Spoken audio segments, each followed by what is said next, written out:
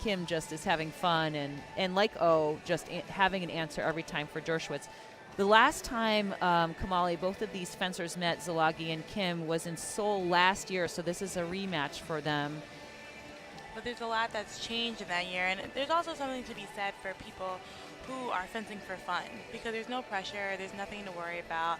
You're just fencing and doing your best actions. And, you know, it's funny, I met an Olympic table tennis player, and they actually run 8 to 10 miles, if not every day, several times a week. So that's really good training for fencing, actually. 8 to 10 miles of running and the strategy and movement of ping pong. Let's see if that works against Szilagyi, who is unbelievable at distance. I mean, one of the signature things for him is that he also, everything's perfect. Footwork, handwork, blade work. His technique is 100%. And what I see in him, too, which may be interesting, is, you know, we saw Max Hartung not be able to grab the distance, but Szilagyi commands distance very well. Distance and technique and strategy are all really important in his game. The referee, El Bakri of Egypt.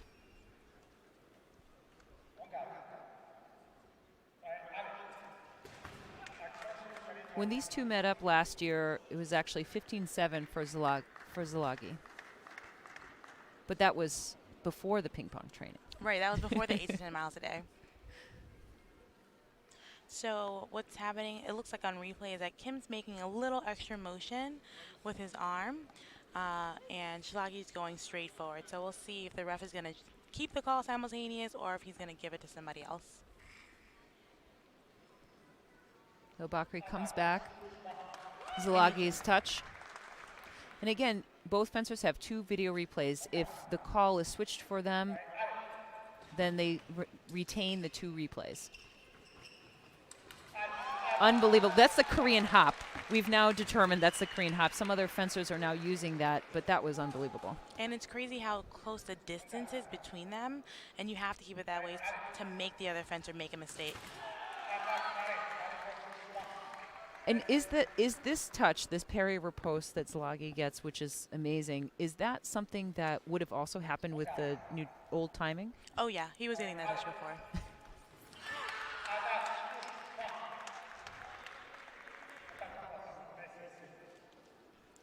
So what happened there is that Kim thought Szilagyi's foot landed before he finished the attack, but he made it really smooth, so it was just one attack from the left.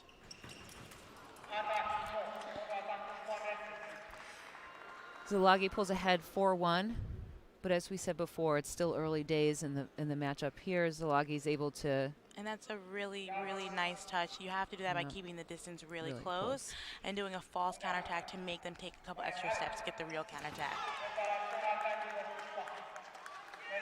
That's a huge part of Szilagyi's game I've seen, is that close distance. He's one of the only ones I see, because his parry riposte is so strong, he's so confident being close in. Agreed. And you have to be close, because the other fencer feels so uncomfortable when you're super close to them and makes them finish. So Kim just did exactly what Szilagyi did the touch before, where he just accelerated faster into his attack. Szilagyi lands on the guard. He does. Here we see him just land straight to the guard. And he just makes a nice repost afterwards. I mean, these guys make it look easy, but you really need to have your feet so underneath you. Easy. It's so funny because you'll watch really, really good fencing bouts and you think, oh, I can do this too. I look like this too. And then you look at your bouts, not the same. Not the same at all. That close distance takes a whole lot of confidence. Those parries take a lot of footwork because you got to get your feet underneath you. A lot of lessons. Mm-hmm.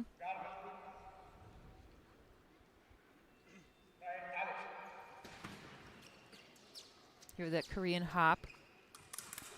But instead of finishing, he kind of waits. Szilagyi takes the opportunity. And you can tell that he's really comfortable going backwards too. All just from the distance, and then when you have your blade in the right place, which is from his good technique, you can get counterattacks very easily. Szilagyi 1 point away from 8. And now a break into the second period. So they're fencing at a very close distance. I haven't yet seen Kim fence at that close distance here today. So maybe it's a matter of adjustment. What do you think? I think that both people are, we said before, Sabre's kind of like rock, paper, scissors. They're both kind of just playing rock, paper, scissors right now. I think the important part for Kim is to really figure out how to land these attacks. So Szilagyi's doing a great job of either getting counterattack or parrying, but Kim really needs to attack more with the blade to throw him off to make sure he can finish those attacks and have Szilagyi feel less comfortable on defense. That'll make him attack more, and Kim is really good at pulling distance, so that'll just play right into his game. Sometimes I feel like when you are doing the right things but you're not getting the touch, all you need to do is like a slight tempo change at the beginning, and that'll change a bunch of things for you. And what we see at the top level, Kamali, is that, you know, a lot of times being down means you're just trying to get the person's tempo and timing, Right. and what kind of things are they doing and what are they reacting to, and we often see them sort of turn that momentum around and use that information, Yeah, run of touches. He has even though he's down either, he has a bunch of information and he has a lot of decisions to make in terms of what to do next. So let's see if Kim can turn this second period around. And there he comes right out with an attack.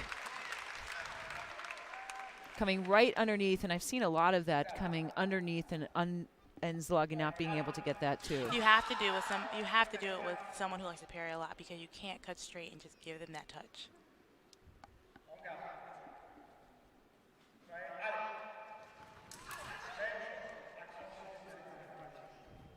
So still trying to dominate the box.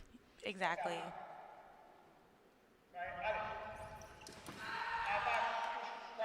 Here El-Bakri sees attack. Szilagyi thinks a parry post. He thinks that Kim made a mistake with his arm. So we go here. So he came forward, he searched for a parry 4, and then he finishes, whereas Szilagyi's just finishing straight. So we'll see if he changes that call. That's a really tight call, and it's hard for referees to see immediately when it's happening, because they can't see you searching for the parry the way that your opponent can, but it's easier to see on video. So El-Bakri confers with Papatori, another great referee. They're looking over the video a couple of times just to make sure. And when the video referee is speaking to the referee, the final decision is made by the referee. By the referee, yeah. It's just a matter of whether they want to change it or they want to keep it. So he changes.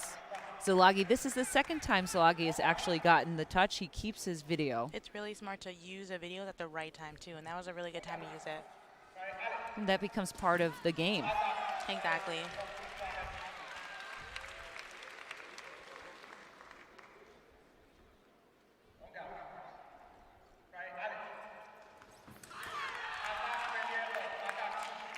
So Szilagyi doesn't think he's stopped. So that was really similar to the touch that was earlier in the bout, where Kim thought his foot landed before he finished.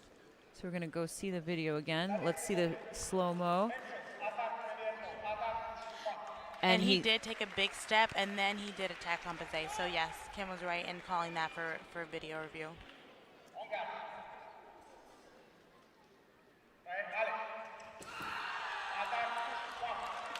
Szilagyi's not happy with that touch. Probably going to challenge it.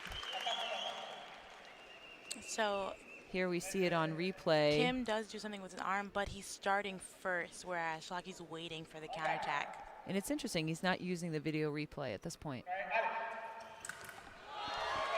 Now that was a really smart touch, because the previous touch, he went really, really fast, and now he's trying to make Szilagyi come fast as well, which he does, and then he finds the parry. We find that these points are big touches of you can either tie or be behind two, so this one's a big one for Kim. But Szilagyi can parry right back, so. It looks like they're almost exchanging touches, like, okay, you want to do that? I'll do that too. Exactly, and that's what's really exciting at this level, where they all can do the same actions. It's just a matter of how exactly you're using them. What combination are you going to do? Szilagyi, and it's a nice parry too, repost right to the mask. Mm-hmm. He is the king of parries, isn't he?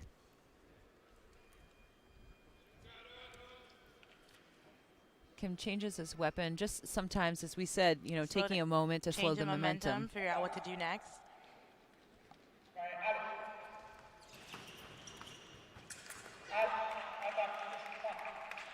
That was really good distance, and he really tried to force a mistake from Szilagyi, but he could have waited a little bit longer and gone a little bit more to the end of the strip.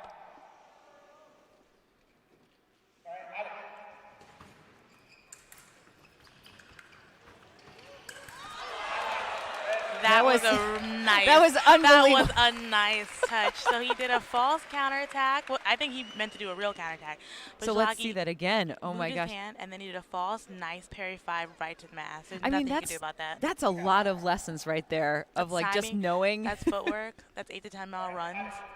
8 to 10 mile runs in ping pong. That was again a really nice, and Szilagyi does it again. And that's the rock paper scissors. It's like you don't know. I might play it again. I might not. You know. Right. And here we see a really nice action, and it's amazing because for me, I appreciate being a coach and seeing someone do parry post and not even changing body position. The only thing that changes is just your feet go back and your arm moves. That's how fast Sabre is. You just have to get that arm, get the repost at the right time. Big touch here again. And Kim is able to get the touch. Szilagyi not happy going for the video. I do think that Szilagyi only has one video left. So Szilagyi thinks it's really similar to the earlier touches, where Kim is, searching for a parry and finishing. The only question is, did Szilagyi hit him in the right time, or was it still attack counterattack from the right? Hilbakri comes back and is changing. Okay. So he searched for the parry again, disengaged, and then finished underneath. So Szilagyi now maintains a video review, is ahead to 12-10.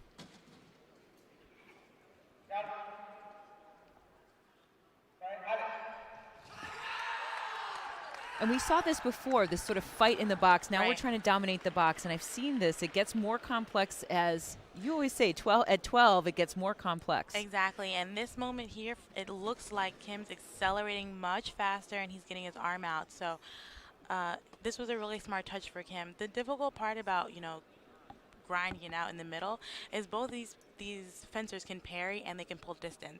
So you have to choose your attacking at the right moment so you don't get parried and you don't fall short. That's the rock, paper. That's the fun part, when you choose correctly, but if you don't choose correctly, you get parried. That's not so fun. I find it sort of nerve-wracking because you're right on the line. You decide what you want to do, and in a short split, milliseconds, you have to decide to change. So the crowd's not too happy about that. They don't agree that it was Szilagyi's touch, but the touch still stands. But we know it's not over till it's over, Kamal. Oh, We've seen it a couple of times, and certainly we could have Kim turn it around.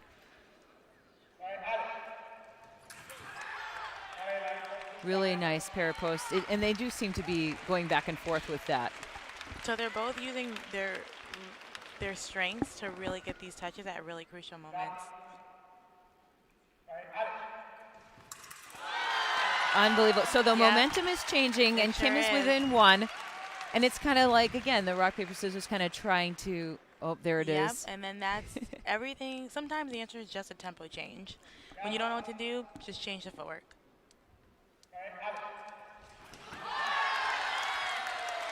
Now this is the same touch. This is the same touch that Szilagyi's been videoed 3 times, I believe now.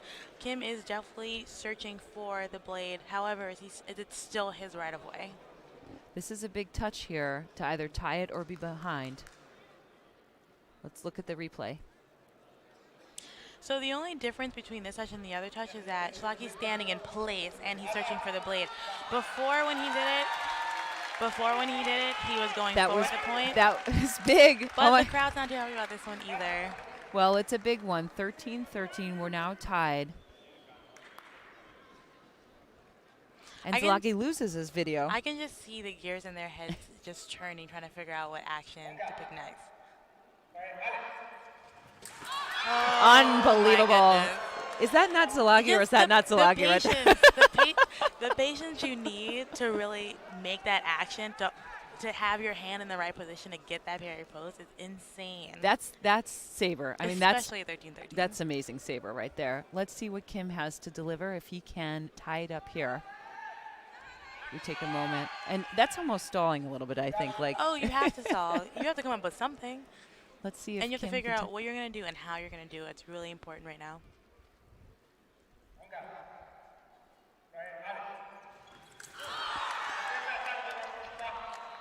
El Bakri thinks it's Szilagyi's attack. Right. And it was. They both stopped, but Szilagyi started his attack faster, and Kim just cut in. And I'm clapping because this may be one of the last times we see world champion and legendary Korean fencer Kim Junghwan. Amazing day today. Francis Chow was saying that he was aiming for the 16. He made it to the top 4, and he's third place. Up next will be another Korean, and so the crowd has someone else to cheer for. Oh Sang-guk, a young 6'4" Korean, against two-time Olympic champion Aron Szilagyi. We're going to take a short break. The fencers have 10 minutes, and we'll be back with U.S. fencer Kamali Thompson and FIA commentator Iris Zimmerman.